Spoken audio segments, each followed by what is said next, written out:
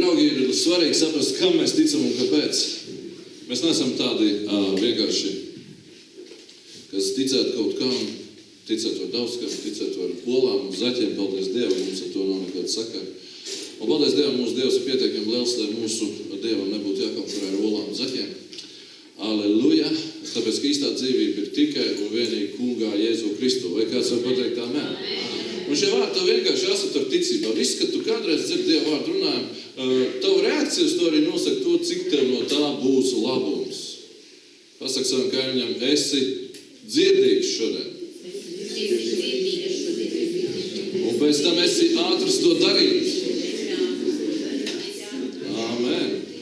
Draugi, jau Bībelē rakstīts, ka cik viņu uzņēma, tie viņš tev var būt par Dieva bērniem. Tātad, draugs, ja tu vienkārši gribi Dievu darbu savā sirdī, tieši tā kā Katrīna arī šodien liecināja, atcerieties, ja, ka sākumā mums vienmēr var būt kaut kāds šaubas, kaut kāda skepse, kaut kādi prātojumi, kaut kādi demoni nāk pie tavu prāta klauvē un tev sevi visādas aizdomas un tā tālāk. Dievs ir gaisma, bet, kā teica otra Katrīna, es esmu jūs klausījies, ievēroju.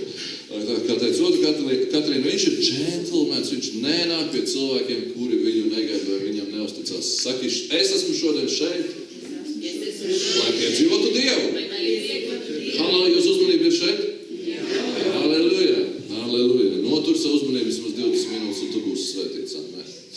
Draugi, es gribu ar jums padalīties par to, kāda ir Jēzus augšām celšanās ietekme uz mums, reāli, konkrēti uz mums. Jo tad, kad mēs skatāmies filmās, tas izskatās jauki, tur kaps tur tukšs, tur zīmogi salauzti, tur leģendāras būtnes, eņģeļi, tur spīdošās drēbēs. Un ziniet, Jēzus patiešām augšām celās. Aleluja! Jēzus patiešām augšām celās. Un tagad pie kapa atnāca sievietes ar visiem bēru atribūtiem. Atcerieties, kas esat lasījuši Bībeli, viņas nāca ar svaidām un zālēm, viss bija sagatavots ceremonijai, kvēpekļi sagatavoti, ziedes sagatavots, līķauti sagatavoti, un viņām bija šoks, jo kāps bija tukšs un iekšā stāvēja divas personas, kuras mēs zinām, tie bija eņģeļi, un eņģeļi teica šādu frāzi Lūkas evanģēlijā, mēs varam lasīt, ko jūs meklējat dzīvo pie mirušiem? Amen! Un viņi teica, viņš nav šeit, viņš ir augšām cēlies. Draugi, kāpēc tas ir tik nozīmīgi priekš mums kā ticīgiem, tāpēc es varētu nosaukt šo tēmu no nāves dzīvībā. No nāves dzīvībā. Kā tas, ka Jēzus ir augšām cēlies pirms, cik tur, 2000, gluži 2000 nesanāk, jā, vairāk kā 2000 gadiem. Kā tas var ietekmēt tavu dzīvi šodien šeit? Kā tas ietekmē mums? Mēs šodien dzirdējām liecības. Es gribu jums vienkārši dot rakstu pamatu tam, kāpēc tas ir noticis un kādā veidā tas ienāk tavā dzīvē, šī garīgā dzīvība, kas nāk caur viņu augšām celšanos. Jo saprotiet, draugi, ja tas neienāk mūsos, tad tā ir tikai ārēja atribūti. Tad jūs vienkārši zinat kaut kādas leģendas, jūs zinat, ka kaut filmu esat redzējuši, tur akmens novelts, skaisti jau skaisti, aitiņas blē, Jēzus staigā baltā halātā, un mēs domājam, tā ir leģenda. Draugi, lai tas tā nepalikt, mums ir jāsaprot, ka šī viņa augšām celšanās tieši ir ietekmēs visu cilvēks. Nesākšu jums stāstīt mūsu civilizācijas vēsturi, bet ja jūs gribat zināt, ka jūs te sēžat un vispār kaut kāds labums baudat, ka jūs zināt, kas ir slimnīca un skola, tad noteikti tikai tāpēc, ka ir bijusi tāda persona kā Jēzus Kristus. Vai kāds var pateikt amen?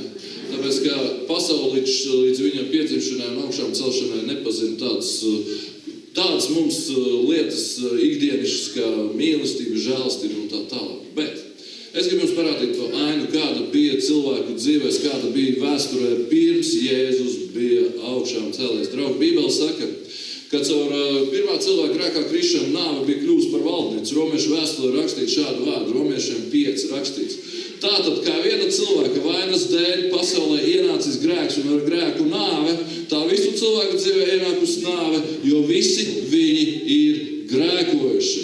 Un 17. pants šajā pašā nodaļā saka, arī līdzīgas lietas mēs lasām, paklausieties. Jo ja jau viena cilvēka pārkāpuma dēļ nāve caur šo vienu kļūsi par valdnieci. Draugi, tātad mēs sastopamies ar nāvi. Kas ir nāve? Bībeles izpratnē. Kas ir nāve? Dieva, ko Dievs domā ar vārdu nāve? Ja mēs domājam par vārdu nāve, tad mēs, draugi, varam redzēt nāvi visapkārt.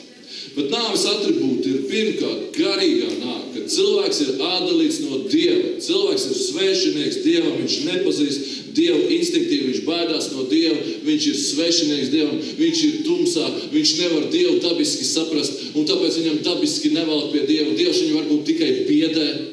Saprotiet, šī garīgā nāve ir iemesls arī tam, piemēram, dārgā ļaudona, uzrunāju jūs tiešraidē, ka ļaudonas cilvēki ir atkoduši un iepazinuši virtuālās pasaules priekšrocības. Viņi mūs vēro tikai internetā mūs vēro, bet paši viņi lielākoties pie mums neierodas.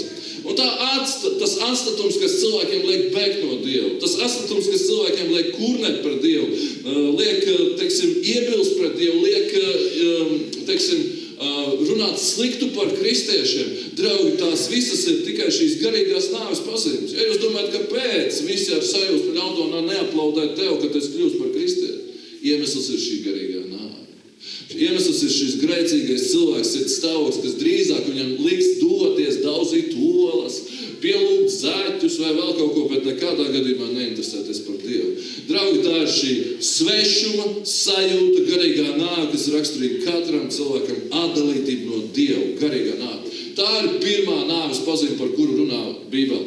Draugi, es nepalikšu uz šīs nots, ne jau tikai uz nāves nots mēs paliksim, bet mums ir jāsaprot, kas ir nāve, Bībeles izpratnē, kas ir nāve.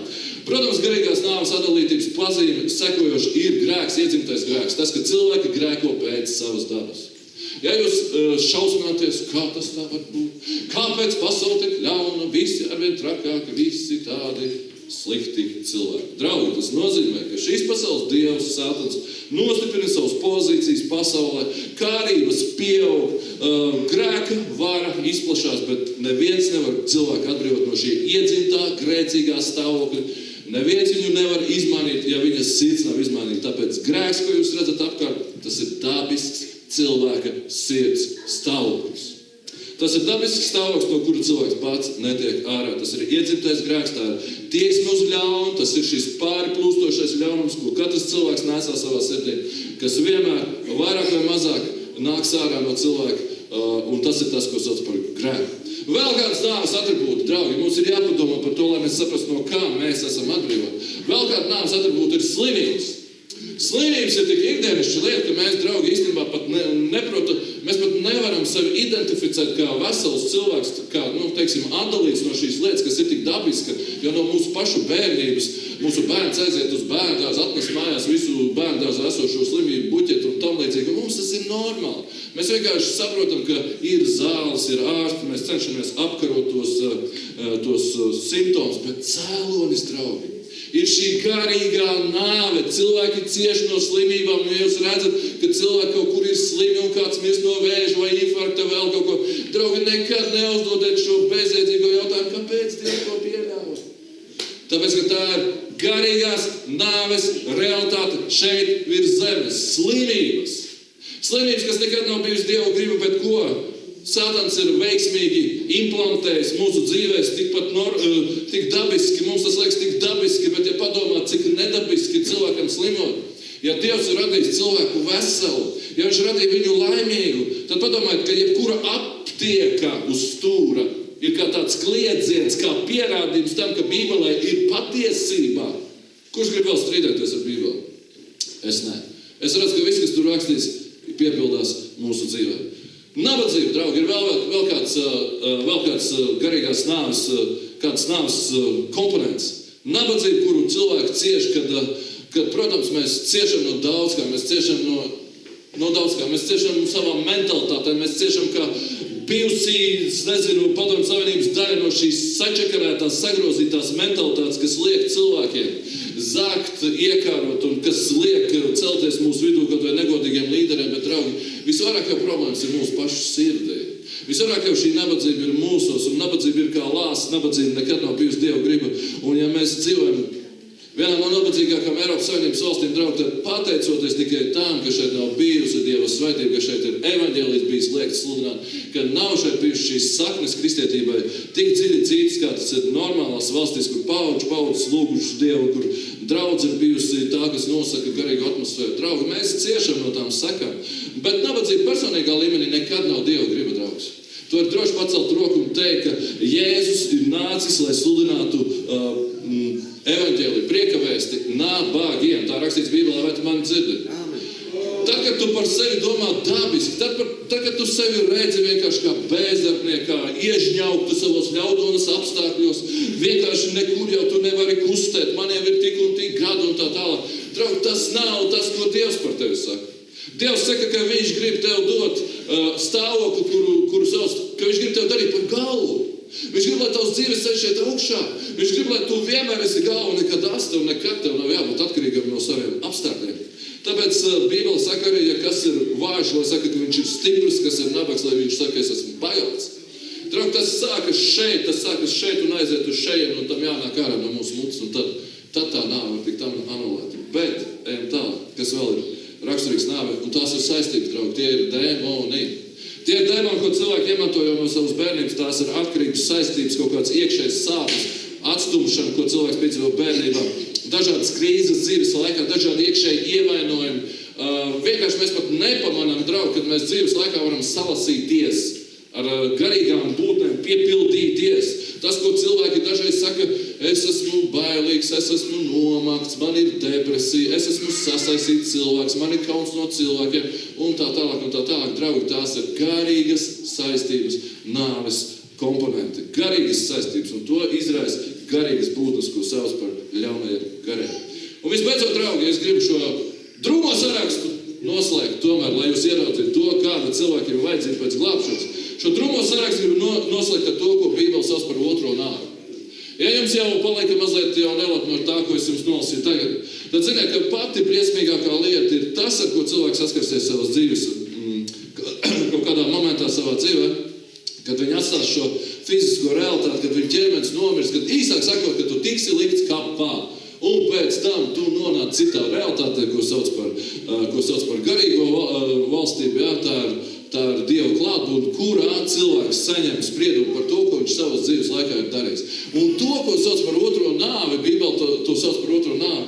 Un tāda ir sekas šai garīgai nāvei, kad cilvēks ir atdalīts no Dieva. Un otrā nāve Bībelē ir nosaukt, un tā raksturē kā uguns un sēra jūra. Draugi, es jums esmu atbildīgs jūs priekšā, nevis runāt kādam pa prātam, lai tev nesapavēt šo jauko saulaino dienu, bet es esmu atbildīgs, lai runāt par to, par ko runā Bībele. Draugi, tāpēc, ja jums ir neglābti radinieki, ja tu pats vēl nepazīsti Jēzu Kristu kā savu personīgo glābēju, draugs, tu staigā riska zonā, tāpēc, ka ik viens cilvēks, Bībelē rakstīts, cilvēkam nolikts vienreiz mirt, pēc tam tiesa. Un Atklāsmes grāmata, tāda brīnišķīga grāmata Bībelē, pēdējā grāmata Bībelē, tur ir aprakstīts, ka tie, kas nebija rakstīti dzīvības grāmatā, tika iemesti uguns un sēra jūrā. Draugi, tā nav vieta, kas sataisīta kaut vienam cilvēkam, tāpēc es gribu runāt arī turpmāk.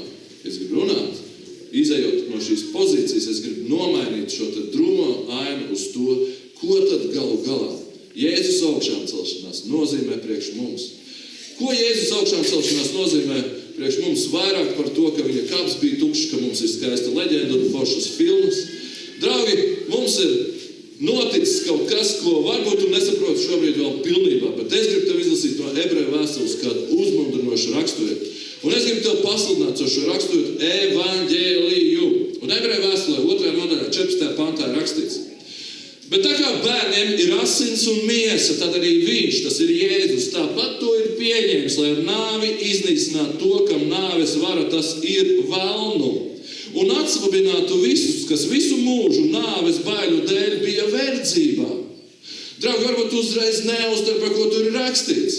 Bet kā es tev teicu, šī nāves varas aina, kur es jums nosaucu, kur es jums raksturoju, kas to sastāv, kas to raksturo, tas ir grēks, tās ir slimības, tā ir nabadzība, dažādas saistības un gal galā otrā nāve. Visu šo nāves ainu spēja pārtraukt tikai šis te viens pants kaut ko no Bībeles.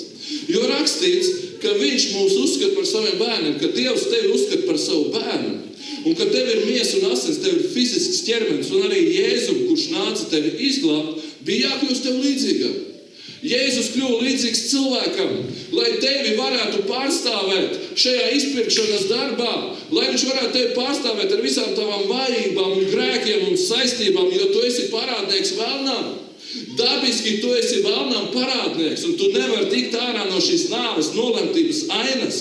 Tieši tāpēc Jēzus teica, kad kādi cilvēki kavējās sekot viņam, un tā ir mana vēsts arī jums, draugi. Nekavējies sekot Jēzum. Jo tad, kad Jēzus aicināja kādus mācekļus, un kādi sāka aizbildināties, nē, šodien sestdienā kartupeļi jāiet stādīt, vai nē, šodien sestdienā kāda tirgus. Viņš teica cilvēkam, kurš teica, ka man jāpiedalās bērēs. Es nevaru tev steigāt pakaļ, manu tēvu šodien glabā. Ko Jēzus teica? Lai miroņi aprok savus miroņus. Draugi, tas skan skarbi, tas skan nežēlīgi, bet tieši tāds ir tas reālais stāvoklis, ka miroņi aprok miroņus. Mēs esam pieraduši pie bēru procesijām. Mēs esam pieraduši, ka cilvēki mirst no vēža. Mēs esam pieraduši, ka tik netraucēta šajā dzīvē valda nāve, ka mums pat nav priekšstat, ka varētu būt savādāk. Bet tāpēc šis pāns Bībelē, draugi. Šis pāns ir par to, ka Jēzus pieņēma tev līdzīgu izskatu. Viņš bija ķermenī nācis, viņš bija patiesas cilvēks un reizē patiesas Dievs. Te rakstīts, ka viņš tāpat to ir pieņēmis. Lai ar nāvi iznīcinātu to, kam nāves vara, tas ir vēlnum.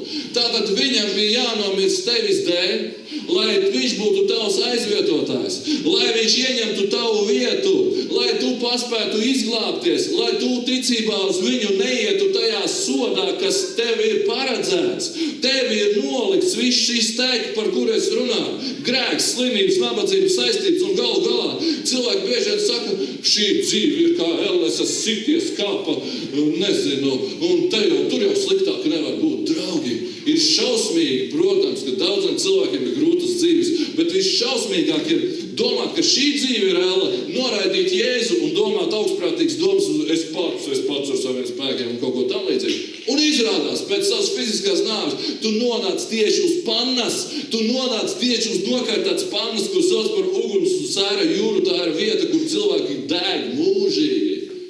Draugi, tā ir tā nāves aina. Un par šo runā Bībele. Par šo runā Bībele, ka Jēzus kļuva par mūsu aizvietotāju, lai ar nāvi iznīcinātu to, kam nāves vara, tāpēc, ka Jēzus atdeva tavu parādu. Jēzus atdeva tavu parādu, kas tev bija sakrājies pie Sātana. Saprotiet, ka tev ir SMS parāds, tad tevi kreditori nemitīgi audzē procentus, un tu nevar to atdot. Un gluži tāpat ir ar taviem grēkiem, jo, ja tu esi grēcinieks, tu grēko pēc savas dabas, un tu vari censties dzīvot kaut kādu dievbijīgu dzīvi, tu vari censties iet uz baznīcu, iesvētīties, kristīties un laulāties, un es kādus ūdeņus uz savas galvas sajust. Bet kamēr tavas sirds nav izmainīta, tu esi parādā Sātanam, tavi procenti pieaug, un kamēr tavi procenti pieaug, tas ir bezgalīgs cikls, kas esat bijuši fiziskos parādos šeit uz zemes, jūs zināt, ko nozīmē parāds, ko nozīmē būt parādā, es nezinu, kaut kādai firmai vēl, kaut kādām kredīta saistībās būt kaut kādās. Tas ir briesmīgi, bet tad, kad mēs domājam par šiem garīgiem parādiem, draugi, visi mūsu grēki ir tie, kas liek Sātanam manipulēt ar mums. Un tad, kad tu gribi iepīkstēties kaut ko pret viņu un teikt, es gribu dzīvot godīgu dzīvi, gan jau es kaut kā tais debesīs tikšu, Sātans vienmēr vilks ārā un parādīs tev grēkus sarakstu. Viņš atritinās tavu video rullītī, kur visa tava dzīve, viss tavs ļaunums, visi tavi grēki iekšā attēlot. Tāpēc, draugs, nāca viena persona, kuru sauc par Jēzu Kristu, viņš pieņem tavu izskatu, viņš ieņem tavu vietu. Un šeit ir rakstīts, ka viņš ar savu nāvi iznīcināja to, kam nāves vara, tas ir vēlnu. Vienīgais, kas var iznīcināt šo nāves iznīcinošo ietekmi uz pār tevi, kas var apstādāt visus šos komponentus, par kuriem es runāju, vienīgais, kas to var izdarīt, ir Jēzus Kristus dzīvā Dieva dēls. Un viņš ar šo te iznīcināja Sātana prasības pret tevi. Un tagad, kad Sātans nāk par tevi, ja tu esi kristietis, tu vienmēr un tikai un vienīgi vari uzvarēt viņu un viņa apsūdzošo balsi ar tā jāra asinīm un ar savas liecības vārdu, vai kāds var pateikt amen? Amen, vai kāds var pateikt Alleluja? Alleluja! Alleluja! Draugi, vairāk emociju. Man jau šķiet, ka vairāk emociju jums, kad jūsu bērni beidz skolu, tad jūs priecīgi aplaudējat un puķis dāvināt. Alleluja! Alleluja! Alleluja! Ja mēs saprastu, draugi, ko tas maksā Jēzum iznīcināt nāves varu, ja mēs saprastu, ko viņam maksā, tas, ja kāds no jums esat lasījuši Bībeli un redzat, ko Jēzus darīja Ģedzemenes dārzā, cik viņš bija satriekts, cik viņš bija zem spiediena un cik viņš lūdza lūgšanu, lai viņam tas iet garām, draugs. Varbūt sāc ar citām acīm lasīt Bībeli. Ja tu neesi sāc lasīt Bībeli, izmet savus avīzes, izmet savus vecos žurnālus, sāc lasīt Bībeli. Tāpēc, ka šeit rakstīts, ka vienīgais, kas iznīcināja vēlnu un vēlna prasības pret tevi, kas apstādināja, tas ir Jēzus. Viņš apstādināja šo satanisko ciklu tavā dzīvē. Un viņš to apstādinās jebkura cilvēka dzīvē, kurš izvēlēsies personiski uzticēties Jēzum. Un es gribu izlasīt vēl no Kolosiešu vēstules, es gribu izlasīt arī kādu pantu no Kolosiešu. Viņš mūs ir izrāvis no tumsības varas, tātad 13. pants. Jēzus mūs ir, tātad Dievs mūs ir izrāvis no tumsības varas un pārcēlis savu mīļā dēla valstībā, kurā mums dota pestīšana, grēku piedošana. Draugs, tu esi reāli pārgājis citā realitātē, ja tu esi kristietis. Ja tu esi kristietis, tu esi izrauts no vienas valstības un pārcelt citā valstībā. Un tev vajag sākt trenēt savu prātu. Tev vajag sevi vairāk sākt identificēt ar šo te jauno cilvēku. Un lai tu tajā vēl nostiprinātos, vēl viens pants par to. 2. nodaļa Kolosiešu vēstulē 14 un 15. Aleluja, klausies, draugs, neatslāpst. Viņš izdeldējis pret mums vērsto parādu rakstu ar visām tā prasībām. Tāda parādu raksts, draugi. Ja kāds no jums jūtaties pietiekami tīri un šķīsti, lai jums nebūtu vajadzīgs Jēzus. Draugi, es jums gribu informēt, ka tomēr sliktā ziņa ir tāda, ka viens parāds ir neatdots. Un kā ja tev šķiet, ka tu esi godīgs cilvēks, labu dzīvi dzīvojis, un es jau nevienam nav un neesmu darījis, tie tu ļaunie, tie visi sēž cietumā, es esmu godīgs ļaudons iedzīvotājs. Draugi, es jums gribu pateikt skumjās ziņas. Satanam ir saraksts ar taviem grēkiem. Un tas ir neatdots parāds. Tas ir neatdots parāds, ko Satans uzrādīs tev, tad, kad tu mirsi uz savas nāves gultas. Un ja tu nebūsi ņēmis vērā to, ko es tev šodien stāstu, tad Satans atnāks ar šo parādu rakstu un teiks, re, kur tavs parādiņš, ejam kopā ar mani, samaksāsi mūžīgi degot uguns un sēri jūrā. Draug, tās ir tās skumjās ziņas. Bet labās ziņas ir šajā pantā. Tāpēc es jums vienkārši norādu ceļu, draugi, kas ir mūsu parādu samaksātājs, kurš ieņem mūsu vietu. Un šeit ir rakstīts, viņš izdeldēs pret mums vērsto parādu rakstu. Jēzus ar savu nāvi, uzņemdamies uz sevis mūsu grēkus, mūsu parādu, nomirdams mūsu vietā, atdeva mūsu parādu. Tāpēc tas parāds, kas Satanam bija, pretensijas Satanam, kas bija pret tevi, ir apklusināts. Tu esi brīvs cilvēks, ja tu tici Jēzum Kristum kā savam glābējam. Viņš ir izdeldējis pret tevi vērsto parādu rakstu ar visām tā prasībām. Un ir paņēmis to no mūsu vidus, pienaglodams pie krusta. Draugi, ja tu nesaproti, kas notiek Golgātā, tad zini, tavi parādi, tavi grēka parādi, kas bija sakrājies, kuru dēļ tu esi LS kandidāts bez Jēzus. Tavi parādi ir pie krustā, bet pie krusta tie būs tikai tad, ja tu uz to skatīsies, ja tu to atzīsi un ja tu beidzot beigsi kaunēties no visiem nozīmīgākajiem ļaudonas cilvēkiem, no kuriem man ir tik ļoti bail, ka viņi uzzinās, ka es esmu sektā. Aleluja! Draugi, jābeidz ir kaunēties. Tu vari nepieturēt mums vai vēl kādai citai draudzē, bet tev noteikti ir vajadzīgs skatīties uz krustu. Ja tu neskaties uz krustu, tad tavs parāds ir vēl spēkā. Tad kreditori nāks un klauvēs pie tavām durvīm, un kreditors sauc par demoniem, kreditors sauc par bailēm, kreditors sauc par grēku, kreditors sauc par slimībām. Tāpēc, ka ja tavā dzīvē nāk slimība, tas noteikti ir kaut kas ir saistīts ar tavu dabisko grēku stāvokli. Tāpēc, lai tu sāktu atbrīvoties no kaut kādām ārējām lietām, tev vispirms ir jāizdara šis, tev vispirms ir jāizdara tas, ka mēs, draugi, ticībā uz Jēzu Kristu, esam darīti dzīvi līdz ar viņu. Draugi, tātad es gribu jūs iepazīstināt ar centrālo vēstu, ka tu līdz ar Kristu, draugs, esi darīts dzīvs. Un es gribu tev pateikt, ka būtu labi, ja šīta vēsts, ja, piemēram, baznīca tev dotu tādu indulgenci, ja baznīca tev dotu caurlaidu uz debesīm, tu divreiz gadā aizēji uz baznīcu, lieldienas, Ziemassvētki, esmu savu atkačājis, savas izdarījis, davai sevi uz debesīm. Draugi, diemžēl tā nav. Bībele saka, kamēr cilvēks paliek neizmainīts, kamēr viņš paliek iekšē neizmainīts, viņš neredz, nesatver un nevar ieiet Dieva valstībā. Par to runā Jānis, par to runā apostols Jānis savā evaņģēlē. Viņš citē Jēzu, Jēzus teica, ka cilvēks nepiedzimst no Dieva gara, viņš nevar ieiet Dieva valstībā. Tātad tas, ko dara reliģija, es gribu jūs atšķirt, es gribu atdalīt jūs domāšanā šo starpību pateikt. Cilvēki iet baznīcā cerēdami, ka viņi tiks debesīs. Pajautā vidējam reliģiozam cilvēkam, kur tu ej pēc nāves. Cilvēks saka, es ceru, ka uz debesīm. Es ceru, ka Dievs man izglāb. Draugi, kamēr tev ir tikai cerība, ir skaidrs, ka tu vēl vien esi nāvē, ka tu neesi sapratis, kas tu esi. Tāpēc, ka ja tu esi reliģios, tu vari domāt, ka kristību ūdens, sakramenti, vēl kaut kāda piederība, kaut kādām reliģiskām struktūrām var tevi glābt. Draugs, tas tevi neglāb. Tas noteikti tevi neglāb. Tāpēc, ka Jēzus teica, ka cilvēka sirdī jātiek izmainītā, viņš varētu ieiet Dieva valstībā. Un Jēzus teica, ka Dieva vārds saka, ka miesīgais cilvēks nesatver to, kas nāk no Dieva gara. Ka tu ar savu grēcinieku sirdī īsāk sakot, neiedēries Dieva valstībā. Tas ir tā, ka tu darba drēbēs gribētu ieiet mūsu Madonas labākajā restorānā Efejā, sēdēt un smirdēt tur. Saprotat man līdzību, ja? Tas ir, tad, kad tu dodies uz restorānu, tu uzvelc attiecīgas drēbes. Katrā ziņā vismaz nesmirdoši. Un ne jau tikai par drēbēm iet runa, ne jau tikai par āriem iet runa. Tā ir līdzība par to, ka tavai sirdī ir jātiek izmainītā, lai tu varētu saprast Dievu. Lai tu varētu ieiet Dieva valstībā, tevi ir jātiek iekšēji pārvērstam. Un tas notiek, draugi. Mēs tiekam atbrīvot, ne tikai atbrīvot no vēlna varas, bet arī ticot uz Jēzu un uz viņa augšām celšanos, darīti dzīvi līdz ar viņu. Kāds var pateikt amen? Draugs, tas nozīmē to, ka tev ir bonus, kas ir pašas Jēzus augšām celšanās jēga un saturs, ka tu ne tikai tiec ārēji mazliet uzpulēts. Lūk, es biju draudzē, sajūtos labāk, kaut kas man pieskārās, es tā labi sajūtos, bet pēc tam aizgāju ap stūri, visu aizmirsu, aizgāju savās problēmās, aizgāju savos vecajos grēkos un neko vairs neatceros, ko es tur toreiz piedzīvoju. Draugi, ik viens cilvēks, kas ir pabijis normālā draudzē, cilvēki, kas ir bijuši pie mums draudzē, viņi liecina, viņi stāsta man, viņi pēc tam saka, es tā forši pie jums jūtos.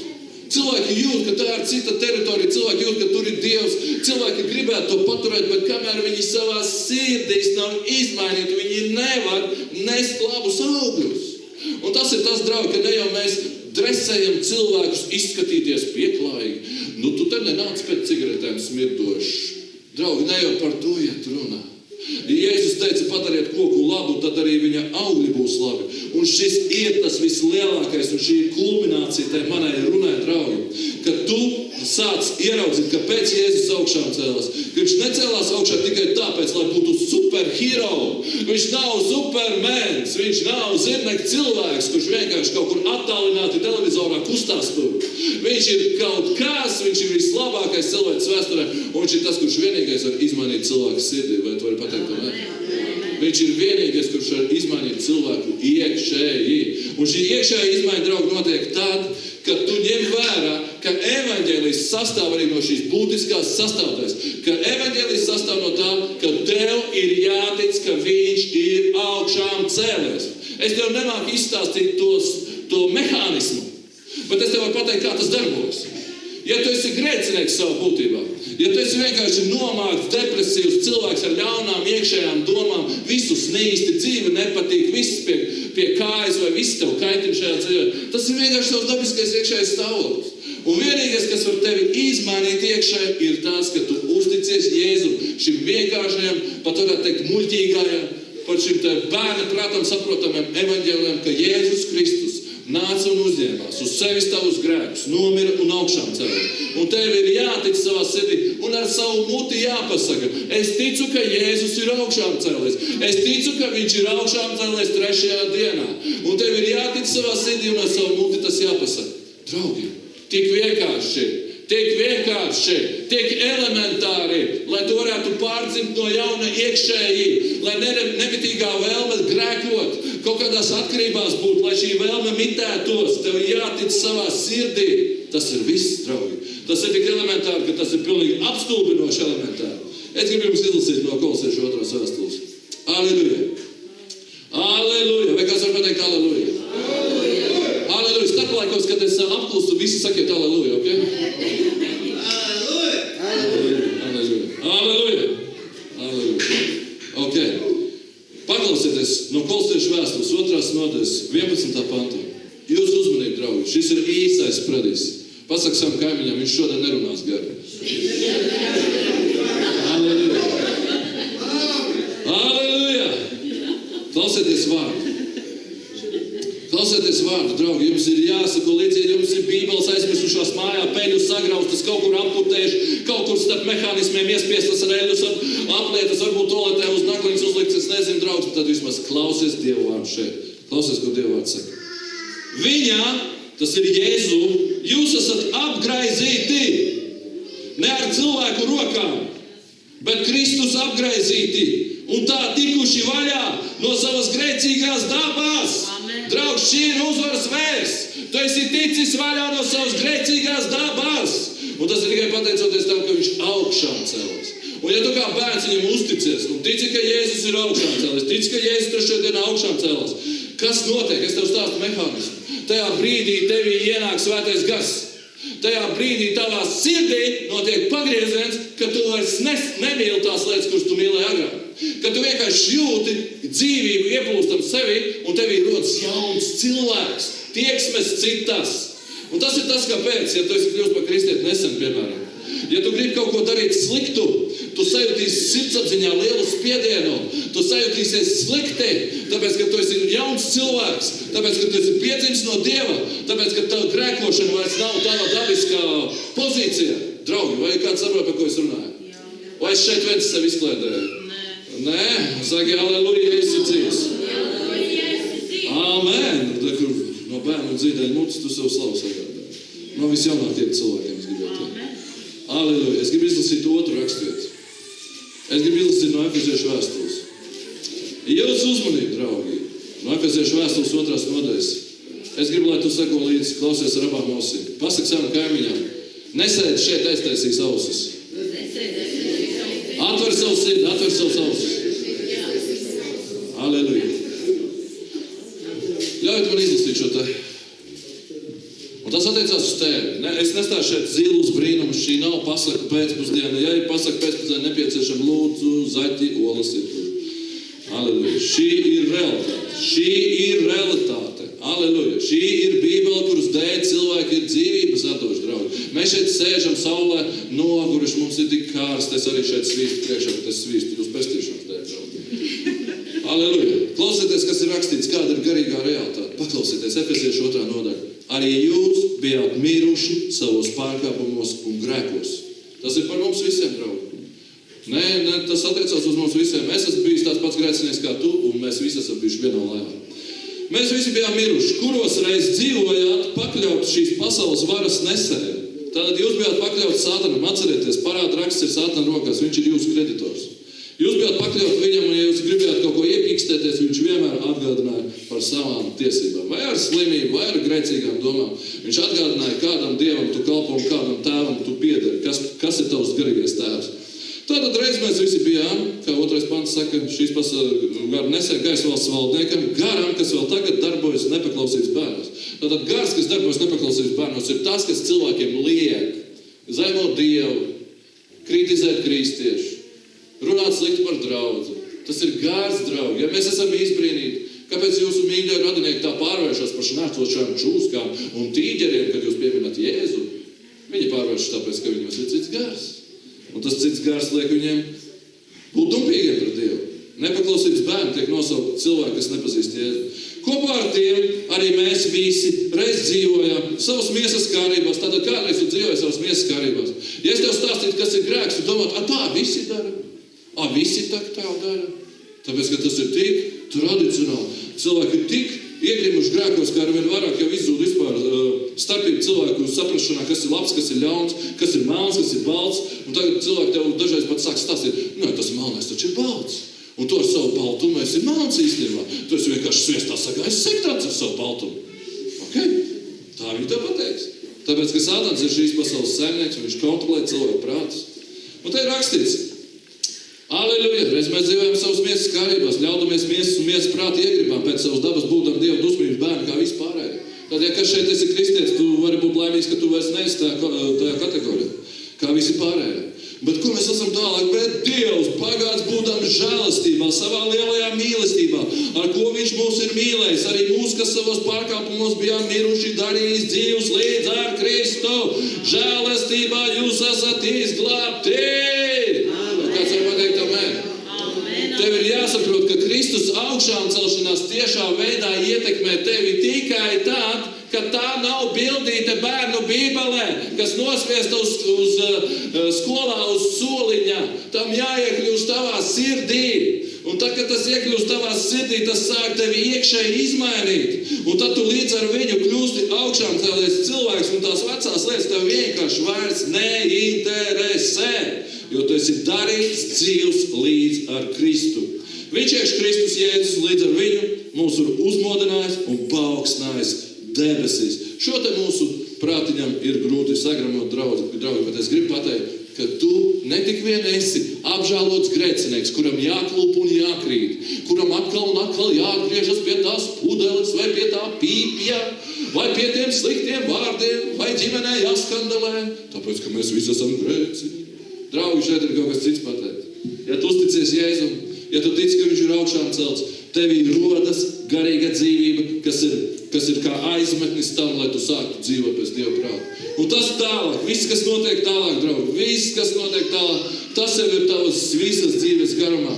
Bet tev ir jāsatver šī patiesība, ka līdz ar Jēzu Kristu arī tu esi augšām cēlies, ja tu esi kristietis. Tātad šī ir labā ziņa. Pasaka savam kaimiņam, ja viņš ir kristietis, tev ir labas ziņas, tu esi iekšēji atdzīvināts. Amen. Aleluja. Vairāk prieka, vairāk emocijas. Saki, aleluja. Aleluja. Es esmu dzīvs. Es esmu dzīvs garā. Es esmu augšām cēlies. Līdz ar Jēzu. Saki, Sātanam vairs nav varas. Nav vairs varas.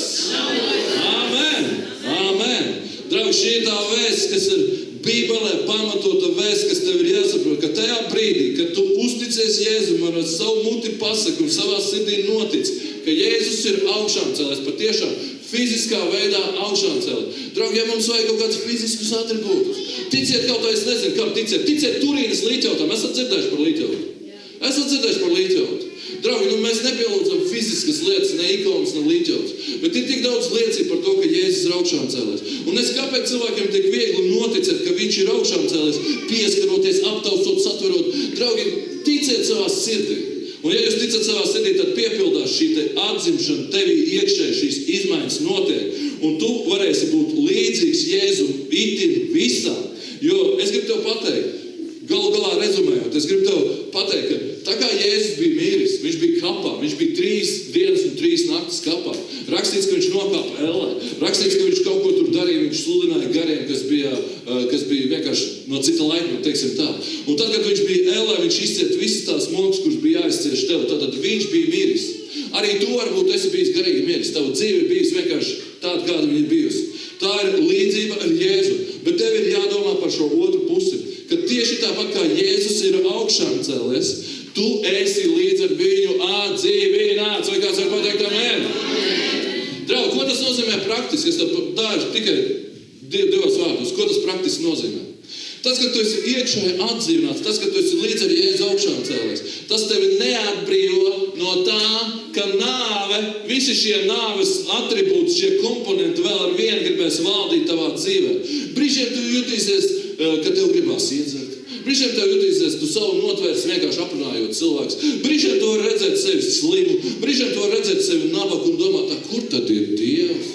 Draugi, tas nozīmē, ka ja tu 30, 40 gadus esi bijis grēcinieks vai 50 gadus, kāds no mums var būt, tad šī nāve tik ļoti dabiski ir valdījis pār tevi, ka tu esi piesūcies ar to.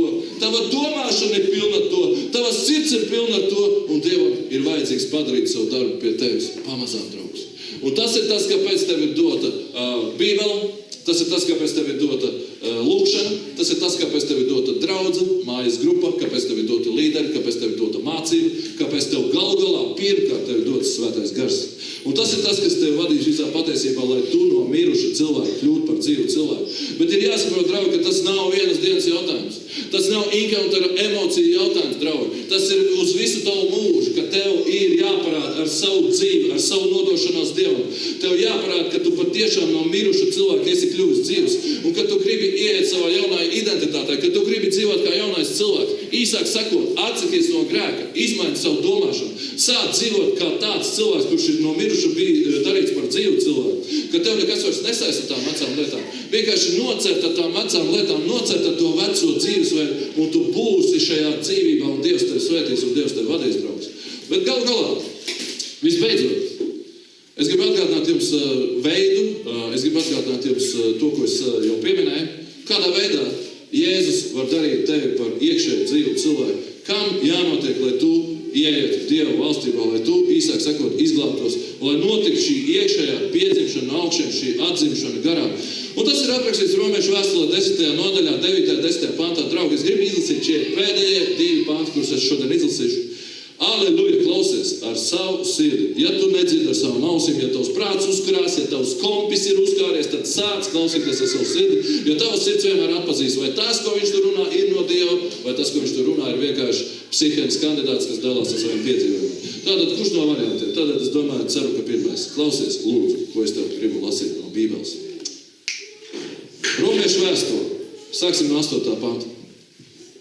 10. nodaļa. Bet kā viņa saka, tu pie tevis ir tas vārds tavā mutē un tavā sirdī. Proti ticības vārds, ko mēs sludinām. Draugi, tāpēc, ja šodien jūsu vidū ir kāds cilvēks, kurš nav pārliecināts par to, kur tu nonāks pēc savas fiziskās nāves. Ja es tev šodien teiktu, es tev to nenovēlu, piedod, draugs, kas tādu salīdzinājumu lietoju, bet ja tev mājās ejot, pēkšņi uzkristu ķieģelis uz galvas, labi, tas nav jocīgi, tas nav smieklīgi. Bet, ja tu šodien nomirt, īsāk sakot, kur tu nokļūtu? Mans jautājums ir tāds, kur tu nokļūtu? Cik no jums esat pārliecināti par vietu, kurā jūs nokļūtu šodien pēc savas fiziskās nāves? Cik no jums pasakiet? Paceliet rociņu, jā?